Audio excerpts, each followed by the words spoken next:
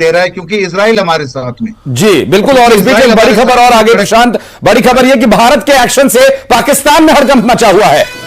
और बिल्कुल इस्लामाबाद के सभी स्कूल बंद कर दिए गए हैं। भारत के एक्शन का असर नजर आ रहा है। कॉलेज भी बंद करने के आदेश दे दिए गए, यानी जो शिक्षण संस्थान है वो अगले आदेश तक बंद करा दिए गए। चिंता है, डर है, खौफ है पाकिस्तान के अंदर, और इस्लामाबाद को लेकर यह बड़ा फैसला हुआ। स्कूल और कॉलेज बंद कराने का आदेश दे दिया गया है। दरअसल लगातार एक शहर टारगेट पर हो रहे हैं। न केवल इसमें इस्लामाबाद शामिल है, कराची शामिल है, पेशावर शामिल है, इसके अलावा सियालकोट में भी अटैक किया है, भारत की तरफ से अटैक किया गया है। और उस नजरिए से चिंता और डर पाकिस्तान के अंदर है कि अगर हम एक मिसाइल दाग रहे हैं भारत की ओर, तो उसका जवाब कहीं ज्यादा मिसाइलों में और कहीं मजबूत तरीके से दिया जा रहा है। एयर डिफेंस सिस्टम पहले ही खत्म कर चुके हैं पाकिस्तान का। कितना बचा है वो वक्त बताएगा, लेकिन अलग अलग तरीके से एयर डिफेंस सिस्टम को खत्म किया गया।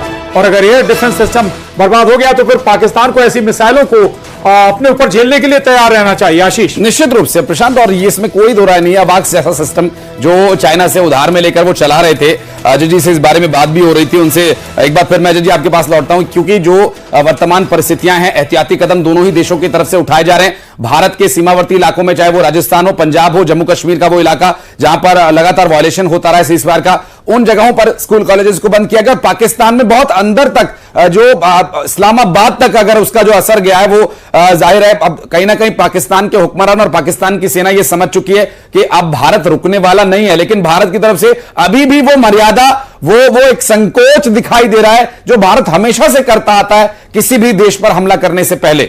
अजय जी, देखिए, जिस तरह से हमारे प्राइम मिनिस्टर और हमारे सेनाध्यक्षों ने पिछले कुछ दिनों से स्ट्रेटेजी फाइनल की है, उसी स्ट्रेटेजी पे हम अभी तक चल रहे हैं। जहां तक दोनों तरफ की बात है, तो पाकिस्तान तो कभी भी, पहले भी अगर इतिहास उठा के देखे, वो अपनी जबान पे कभी कायम नहीं रहा है। रही बात मध्यस्थता की, तो मध्यस्थता करने वाली जो शक्तियां थी वो सब अब कहीं ना कहीं भारत के इन्फ्लुएंस में है। मोदी जी का इतना पावर है, और मोदी जी ने शुरू से पिछले 6-7 दिनों से सभी, हमारे विदेश मंत्री ने, जयशंकर जी ने, सभी देशों के प्राइम मिनिस्टरों से, सभी देशों के विदेश मंत्रियों से, प्रेसिडेंट से, सभी से चर्चा करके उनको सारे हालात, सारे जो पाकिस्तान के साथ हमारे अभी पिछले दिनों अप्रैल 22 से जो हालात बने थे वो सब उनको पॉइंट टू पॉइंट बताए गए। और उसी के कारण आज पाकिस्तान के साथ कोई भी नहीं है। एक तुर्की और चाइना का सपोर्ट जरूर है, पर वो भी कोई भारत को डैमेज नहीं कर पाएंगे, क्योंकि चाइना खुल के सामने नहीं आएगा। उसका बहुत बड़ा मार्केट इफेक्ट होगा। अगर तुर्की में इतना दम नहीं है, उसने एक वार शिपमेंट भेजा है, पर उसने साथ ही ये कह दिया कि ये तो हमने, कभी कहता हमने पेट्रोल भराने के लिए भेजा था, कभी कहता है कि हमने वार की जो प्रैक्टिस होती उसके लिए भेजा है।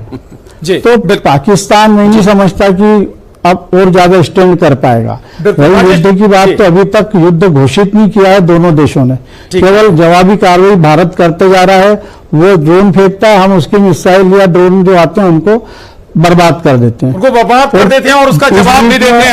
अजय जी लौटूंगा मैं आपके पास। राजेश शाबा जी, दरअसल चूंकि जिक्र हो रहा है, बात आई है कि भाई पाकिस्तान को सपोर्ट कौन कर रहा है। टर्की का जिक्र हुआ, टर्की ने एक वॉरशिप भेजा था, उसको भी अजय जी कह रहे हैं कि कभी कहता है पेट्रोल भराने के लिए, कभी किसी बात के लिए।